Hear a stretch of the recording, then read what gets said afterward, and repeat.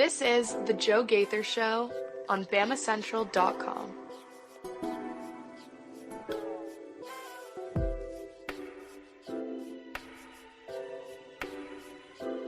Good afternoon, Tuscaloosa, Internet World, West Alabama. How are you doing right here on The Joe Gaither Show? This is The Joe Gaither Show on BamaCentral and BamaCentral.com. You're watching us on Facebook, on YouTube, and on Twitter. Listening to us on Apple Podcasts or on Amazon or Spotify, wherever you get your podcasts. You can subscribe, rate, and review the show. We appreciate it. Send us your likes, comments, questions, queries, and complaints right there to Joe Gaither 6 on all the social media devices on Facebook, Twitter, YouTube, Snapchat, Instagram, wherever you like, at Joe Gaither 6. We are a proud part of the BamaCentral Broadcasting Network. We along with Blue Collar Unplugged. You can find us all at BamaCentral.com, your Sports Illustrated home for the Alabama Crimson Tide. At BamaCentral on the X Machine, at BamaCentral SI on Instagram, and at Alabama Crimson Tide on Sports Illustrated on Facebook. So without further ado, let's get into the weekend. We want to talk about, of course, Alabama's loss on Wednesday. Alabama dropping a game down in the jungle. We want to talk about that. We want to talk about power forwards. Does Nate Oates need to change his style? We want to talk about the Super Bowl. It is Super Bowl weekend. I know that is a little bit outside of our normal box, but it's the Friday before the Super Bowl. We feel like we should talk about it. You can jump in and join us right there on the Facebook or YouTube or Twitter side of things if you want to jump in on the comments for that. We'll talk about Taylor Swift at the very, very, very, very end, so we'll save that for the very end of it.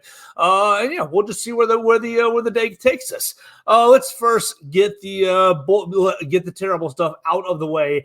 Alabama losing on Wednesday to Auburn, 99-81, and not good. Really, Alabama hanging in there through the first 10 minutes. Then Auburn has a pretty good nice little punch. Then Alabama makes a run, and you think, oh boy, the Crimson Tide, they're going to be right in here. And then with like 2.5 minutes left in the first half, Auburn, Janai Broom hits a three, and Auburn, the whole place falls apart, and they take a 14-point lead into halftime. Unfortunately, Alabama not able to do what Auburn was able to do up here in Coleman Coliseum. They never were able to get back into it in the second half. And whether that is on adjustments from Nate Oates or whether that is on the amount of fouls and the trouble that Alabama has, the disparity that Alabama has on the inside. The offensive rebounds were out of control down there. So it was just not a good night. It's not a good night, and now Alabama finds itself in a three-way tie technically, but really a four-way tie for first place in the conference with Tennessee, Auburn, and South Carolina. Tennessee a half game back just based off of number of games that they played. Alabama's bye week is coming up. I think next week is their bye week. It's coming up pretty soon here. But no. Dude, just not a good night. And was I disappointed? Yes, absolutely. Just from a Alabama supporter kind of standpoint, somebody who follows Alabama standpoint. But it's not anything that's that unexpected. Auburn has won 14. That was their 14th home game in a row. The last time that they had lost at home was to the Crimson Tide. And so it's just a tough night for Alabama. You ended up with Mark Sears had his 20 points, but the entire team, you shot 34% from the 3-point line. So not horribly, but not what you'd like up there, that 38-40%. You did get to the free throw line and you shot 35 free throws, but you gave them on the other side 50 free throws. The foul's just out of control. And that's why you saw Muhammad Wague not really get a whole lot of playing time. Coach Nate Oates addressing that today. You split with Auburn. You've now you swept Mississippi State. You've got Florida left to go, and you've dropped one to Tennessee. You got to see if you're going to be able to beat and split with Tennessee when they come to Coleman Coliseum. Basically, Alabama basketball, you've got 8 games left to go. 8 games left in the season, 4 at home, 4 on the road. You got at Florida, you got at Kentucky. Those are going to be challenges. You go to what? You bring A&M at home. So ideally, that's going to be a win. You win the home games, but you got some challenging road games. Tennessee at home is not going to be an easy game either. So really, it's all about the finish for Alabama basketball. What do you want to be the rest of the year? And Coach Nate Oates kind of talking about that in the press room today, and you can read about that on BamaCentral.com. But really, you've got these 8 games. You're in this 4-way tie. You've split with Auburn. You're kind of at the mercy there, but you're going to have your say with Tennessee. You have the tiebreaker over South Carolina. And look, Auburn's schedule is no joke either. Let's look at the rest of their schedule. They still play a pretty challenging schedule. They've got Kentucky coming into Neville Arena. So Kentucky, their kind of up and down year continues. They don't play any defense, but maybe the Wildcats can win a shootout. They play South Carolina also at home. That's going to be a really, really big challenge for the Gamecocks.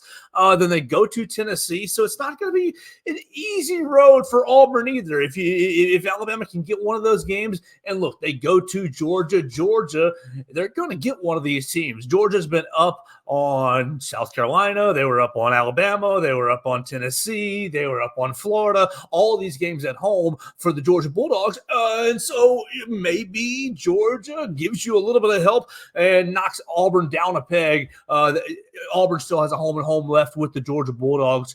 So maybe you get a little bit of help there from your conference rival. So there's still a lot to play for. You look at Alabama's losses. What, they're 16-7? Is that the total? Yeah, they're 16-7 so far. Their 7 losses. Their Ken Palm rankings for their 7 losses come against number 2, number 4, number 5, number 6, number 18, number 33, and number 67. Yeah, that number 67 is not so good against Ohio State. But really, all of these games coming on the road or neutral site games against these top ranked opponents. Number 2, no neutral site against Purdue. Number 4 on the road against Tennessee. Number 5 on the road against Auburn. Number 6 neutral site against on the road against Arizona. So you've got all these losses for Alabama basketball, and they've been coming against the top level teams. You don't have a crazy difficult remaining rest of the year. I mean, you look at the rest of the year, you've got a handful of quad 1 games left with Tennessee. Let's see, Alabama quad 1. Yeah, let's see. With Tennessee, with Kentucky, I know that. With at Kentucky, Ole Miss on the road, Tennessee at home, and then on the road against Florida. So a handful of opportunities left to impress the selection committee as currently Joe Lunardi has Alabama on the 3-seed line. But Wednesday's game spurred another conversation. Wednesday's game, it stunk. Alabama got their butts kicked and really got punched in the mouth towards the end of the first half and never really got it going. We've already kind of established that in the second half, and really Auburn just stretched it out, and it became kind of an Auburn war party down there in the jungle. And it is what it is. It stinks. It just stinks. But you got to live with it from an Alabama perspective. One little conversation kind of got brought up is the Nate Oates style, is the player that's missing, is what's missing from this basketball team. And we have addressed this conversation maybe a couple of weeks ago when we talked about kind of what's missing from this basketball team, probably after the Tennessee loss, where we asked you what former Alabama player, Nate Oates player, would you have filled that last scholarship with. Now, Nate Oates is now filling it with Kai Spears, and congratulations to Kai Spears.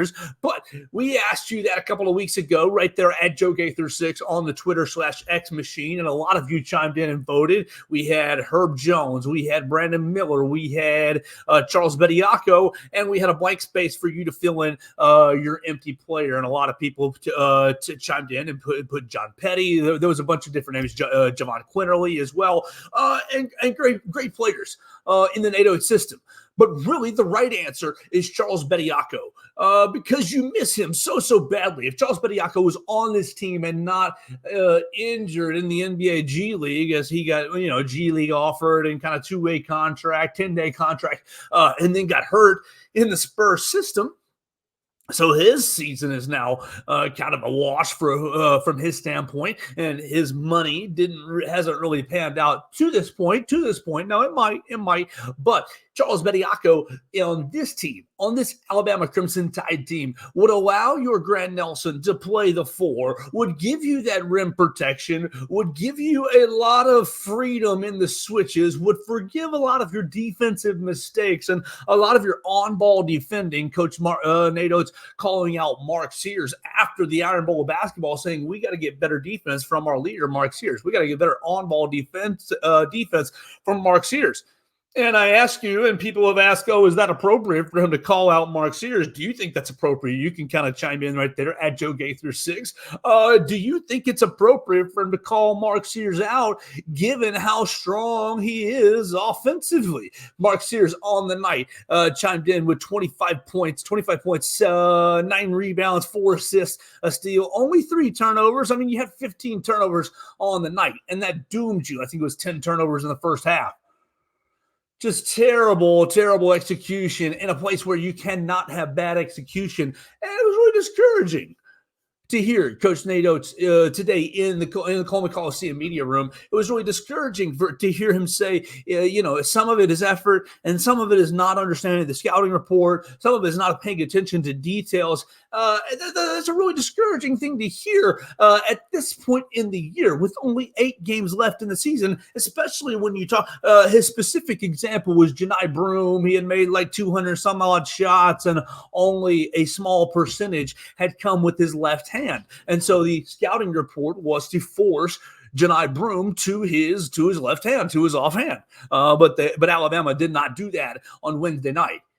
He said, we're not paying attention to the little things on the scouting report. And I wonder, is that a coaching error? Is that a coaching? Is that a connection error? Is whatever is being taught in film not seeping through? What's the issue? What's the disconnect for the Alabama basketball team? If that's the proper excuse, or not the proper excuse, but the proper reasoning for the mistakes.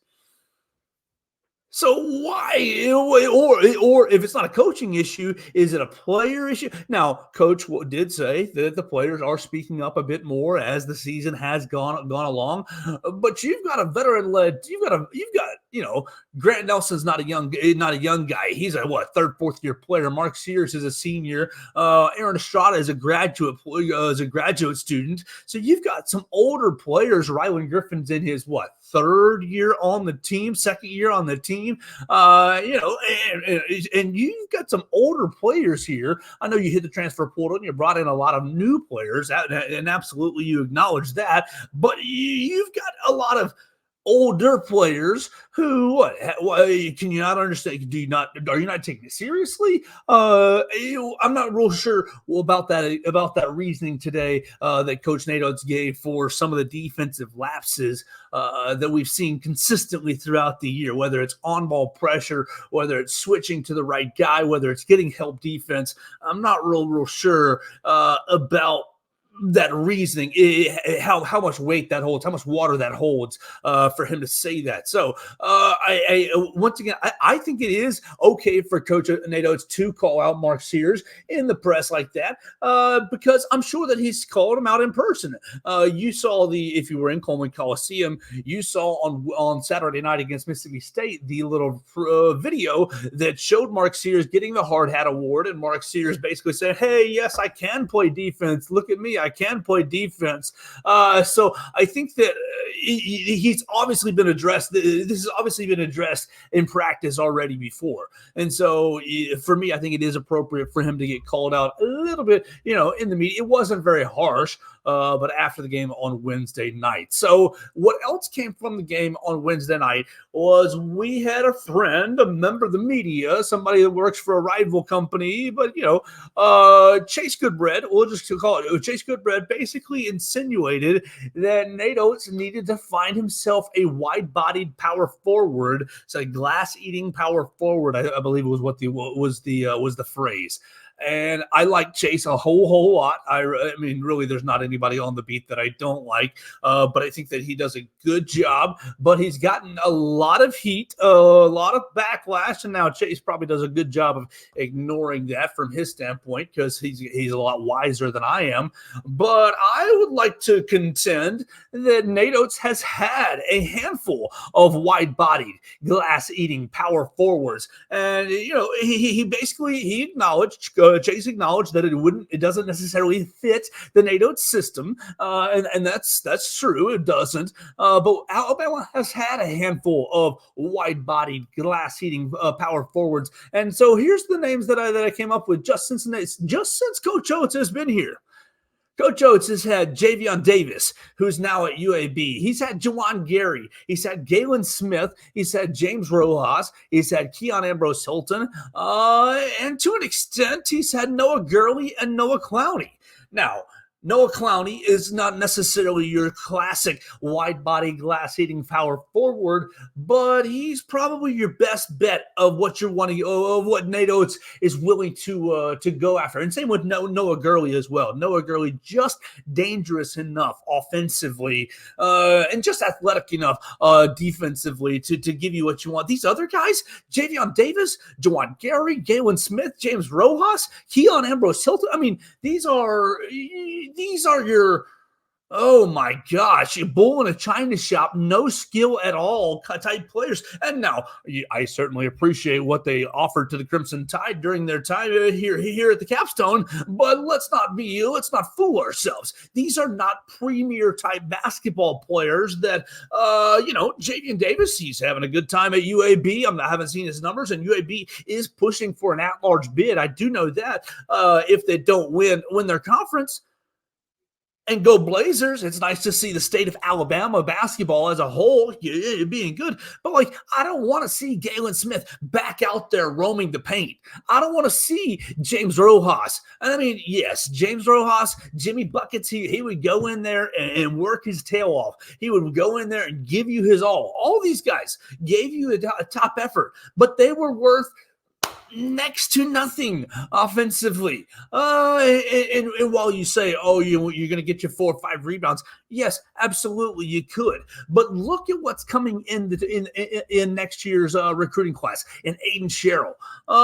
You're going to have a guy who is 6'10", 6'11", who can, he's going to be thin. Yes, he's going to be thin. I acknowledge that. But he's going to be able to play in the post a little bit, and he's going to stretch you out. Look at a guy like Jaron Stevenson. Jaron Stevenson is Noah Clowney light. Basically diet Noah Clowney. If Noah Clowney had reclassified and we had seen him a year earlier, he is what Jaron Stevenson is now. Now, Jaron has probably improved a great deal more because he's reclassified, but he's still, remember, 17 years old. He should be playing high school basketball, and he's playing against college players and men, basically. Once you get into the higher levels of college basketball, you're playing against borderline grown men. I mean, Javon Quinterly's 25, 26 years old. You're playing against older players, and you got to remember that Jaron Stevenson is still a young guy. Jaron Stevenson is kind of that, let's go out and get a power forward. Let's go out and get a power forward that fits our mold, but that can also, do some of the dirty work that you saw Noah Clowney do last year when Noah Clowney's shot wasn't necessarily dropping as much. Just think about it. Think about this team with Charles Bediako filling that final scholarship. Oh my gosh, you got Bediako. You could be dealing with the Nick Pringle. You could be dealing with the Nick Pringle disruption on the end of the bench about, practice habits and buy-in and, little things like that. You could deal with that on the end of this with a Bediako starting, using Diabate, using Wagee, and using Stevenson and Nelson kind of as supplements to your Bediako. Oh my gosh, it would just be such a different team with Charles Bediako Bediako on the floor right now. So, again, you think that you have had some of these players come into the fold, and Chase is not, you seen a bunch of bad names getting that thrown out there, and he's none of that. But really, Coach Oates is doing just fine. He's had some of these players. We've seen some of them in the system more, how they've played. I don't want to see Galen Smith. I don't want to see James Rojas. And I know James Rojas went on to Wichita State and had a fine little time. Jawan Gary went to Nebraska and had a fine little time as well. Like, we wish them all well. Good for you. But my borderline is an Alex Reese, is a Noah Clowney. These guys fit so much better. And maybe even Mohamed Diabate. Mohamed Diabate doesn't have a great three-point shot. You don't really have to have that three-point shot, but he's a much better slasher, a much better athlete than your Galen Smiths, than your Keon Ambrose Hiltons. And that athleticism allows you to guard multiple positions on the defensive side of the floor, so you're not a defensive liability. Now, granted, you're lacking a little sand in your pants. You're lacking a little bit of meat, a little bit of muscle on the block, but you're able to switch so much more effectively and get into passing lanes. I think that, while, in a perfect world, yes, of course, you'd love to have a guy like a Charles Barkley. I mean, you'd love to have a guy like a Reginald King. You'd love to have some of these guys, the classic power forward. But they don't just grow on trees. And if there is one in the next recruiting class, I guarantee you this, Coach Nate Oates will be all over evaluating their fit into the system, because Coach has been recruiting at a high level. Recruiting at a super high level. He's got the number 6 overall class in the 2024 class, and he's already starting to make some moves on the 2025 class. All right, so let's keep things rolling here on a Friday edition of the Joe Gaither Show right here on BamaCentral and BamaCentral.com. We'll do this really, really fast. We'll do this part really fast. We're going to double check ourselves from the midweek slate. What did we go this past week? We lost. We won all the games except for the Alabama game, if I can remember correctly. NCAA scores. Saturday, because we're going to go over the Saturday slate really fast. But before we do that, let's double check ourselves. Yes, the only score that we lost was the Alabama game. Boo hoo hoo, that stinks. So we went 1, 2, 3, 4, 5, 5-1 for the midweek slate. All right, Saturday, 11 a.m., Alabama and LSU. Look, Alabama is a 6.5-point favorite. I expect the Tide to win and cover. We're taking the Tide. Vanderbilt is at South Carolina. They're at noon on SEC Network. We're taking South Carolina. Auburn is at Florida. That's going to be a little bit of a challenging game and a lot of fun at 2:30 on Saturday. Auburn, a 1.5-point favorite on the road. Ooh, you might get your help right there from an Alabama perspective. Let's go ahead and take the Gators at home. Gonzaga is playing Kentucky in a non-conference game over in Rupp Arena. We'll just go ahead and take Kentucky. They're a 4.5-point favorite. Gonzaga not having a great year so far. Georgia is taking on Arkansas. Battle of the Suck. Arkansas, 1.5-point home favorite. We'll give it to Whoopig Suey. Number 6, Tennessee is at A&M. You might get a little help here. A&M, that's not going to be an easy game for Tennessee, but we are going to take the Tennessee Vols. And then Mississippi State goes to Missouri. Missouri still winless in the conference and will stay that way. We'll take the Mississippi State Bulldogs. So that's going to be your weekend slate. I went 5-1 through the midweek slate. Maybe we can go undefeated on the Saturday slate. Let's go into Sunday. And my friend James Ludeman gets me to that with his comment right there on Facebook. And you can join us on Facebook, on YouTube, on Twitter, at Joe Gaither Sick. Leave your comment. James Flash Ludeman chimes in over under the amount of times that Taylor is shown on TV. 14.5. That gets us to a tease. The last bit of our show will be all the Taylor Swift props. There's 16 Taylor Swift props from Forbes Betting. And the first prop is, will Taylor Swift be shown on camera during the game at least 6 times? 6 is the over-under, and we are saying yes, at least 6 times. James, to your comment, over-under 14.5, I'll go over. I'll go over because I think the Chiefs will win. I think they're going to show her a lot, especially towards the end of the game. We'll go over. So we'll save that for the very end.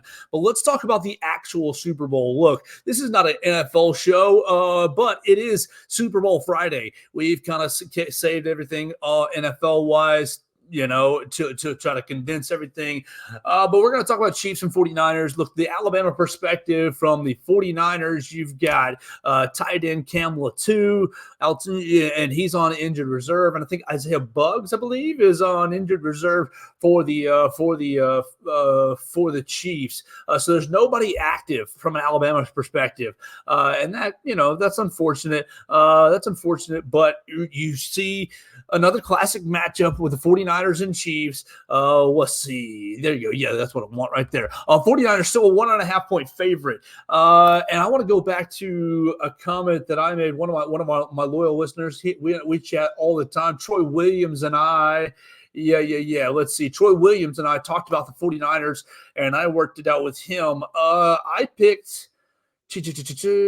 My pick is going to be, I'm taking the Chiefs +2 and the game to hit 27-24. I'm taking the Chiefs to win 27-24. So yeah, that's the 1.5. I will take the Chiefs plus the 1.5. Because I think they're going to win the game. I think the 49ers are better as a whole, but really, I don't know. There's something about the NFL? I don't know if the NFL is rigged. We're not going to say that at all. But Patrick Mahomes is a hell of a quarterback, and Travis Kelce, they're a hell of a connection. It's going to be a lot of fun over there in Las Vegas.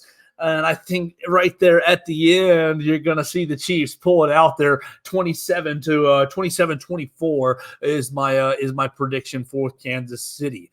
All right, let's wrap this up. We've already talked about Alabama basketball. We've talked about where they stand in the league. We've talked about kind of their loss on Wednesday, how they're going to respond. I do think they're going to win pretty easily tomorrow. I think the biggest story is how they play the rest of the year on the road. Obviously, it starts tomorrow at LSU. Then they've got Kentucky and Florida.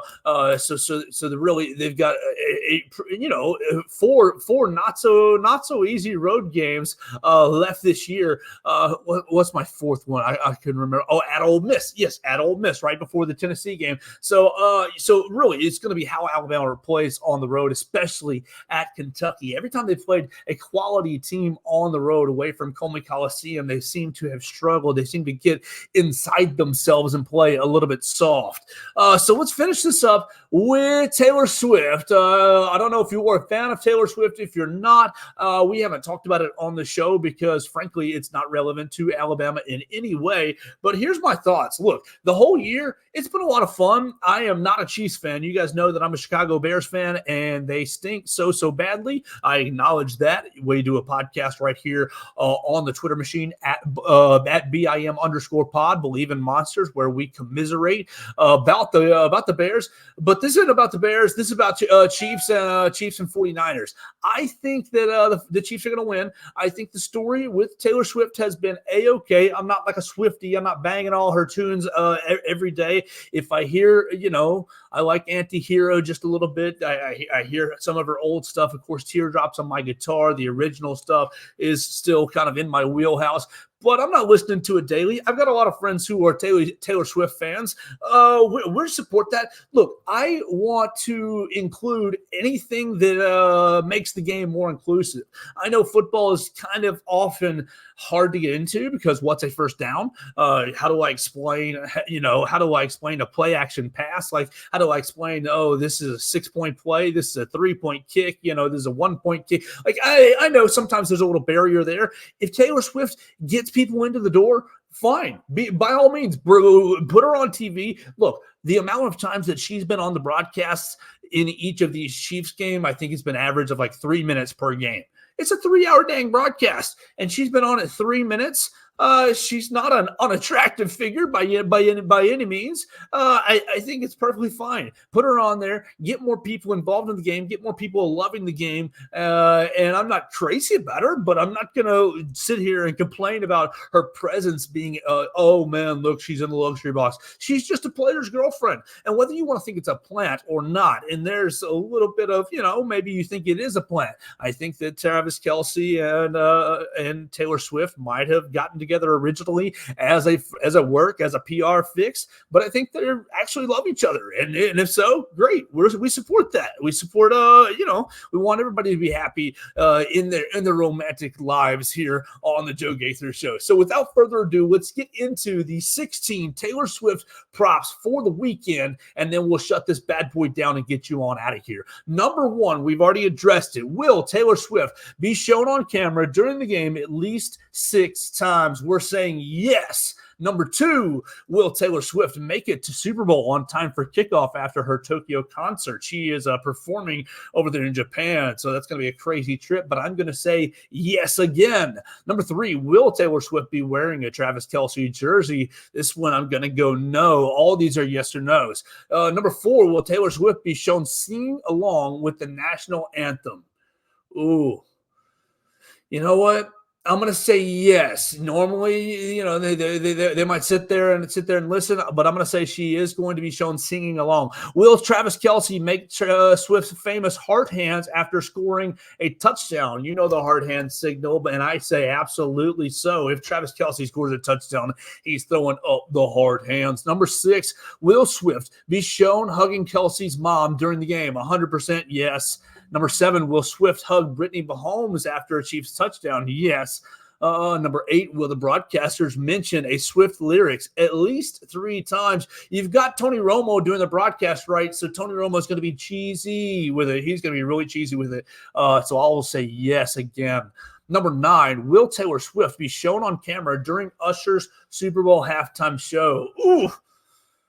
I'll say no. I bet you Usher made a big old stink about it. Number 10, will Swift be in a Super Bowl commercial? Of course she will be. Number 11, will Kelce quote a Swift song after the game concludes? I will say no on that. Number 12, will Kelce and Swift kiss on the field after the game? If the Chiefs win, yes, but you don't have that caveat. I am taking the Chiefs to win, so I will say yes. Number 13, will Swift be shown holding the Lombardi Trophy? No, absolutely not. She won't. Number 14, will the Super Bowl MVP mention Taylor Swift in his speech? Ooh, if the Super Bowl MVP is on the 49ers, then yes, I bet you he trolls them that way. But I'm going to say no. And number 15, will Swift receive a Gatorade shower on the field? No is my vote there. And lastly, number 16, will Travis Kelce propose to Taylor Swift? I will say no on that as well. I think they might get engaged, but not right after the Super Bowl. We'll have to watch and see how that plays out. I hope you guys are having a lot of fun on the Super Bowl this Super Bowl weekend. Make some plans to enjoy the game with your family or with your friends. Be safe on the Super Bowl. Goodness gracious, there's no reason to turn what is a fun weekend, a celebratory weekend, into something terrible by making dumb decisions. So we hope you enjoy the weekend. Enjoy Alabama basketball at 11 a.m. on Saturday. You can follow it right there at BamaCentral and BamaCentral.com. Our friends Blake Byler, Matthew Gibson, and Jacob Pickle will have you covered on Blue Collar Unplugged as well. We'll be covering all things. Look, softball got rolling. Softball, a no-hitter yesterday, and then an 11-0 spot on Friday. So they are off enrolling 2-0, and then baseball gets started next week. So we will have all kinds of sports going crisscross. Alabama women's basketball, Coach Christy Curry got herself 500 wins, her 500th win by beating the Tennessee Vols. You love to see that. You love to see anytime Alabama beats Tennessee. Congratulations to Christy Curry. All the sports doing well. We're going to cover it right here at BamaCentral and BamaCentral.com. So this has been another week, and we appreciate you watching us, the Joe Gaither Show on BamaCentral. You watched us on YouTube, on Facebook, and on Twitter. You listen to us on Apple Podcast, Amazon, and on Spotify. You're following me on your favorite social media machine machine at Joe Gaither 6. Go ahead and send me a like, a comment, a question, or send me a friend request, and we will chat it up talking Alabama football, basketball, whatever you want to get into right there at Joe Gaither 6. So we'll be back to see you on Monday. We'll cover it all right here at Bama Central and BamaCentral.com. Thanks for joining us on today's edition of the Joe Gaither Show on Bama Central. Keep up with Joe on all his social media pages at Joe Gaither 6. Subscribe, rate, and review the show on Spotify and Apple Podcasts, and be sure to read us daily at BamaCentral.com.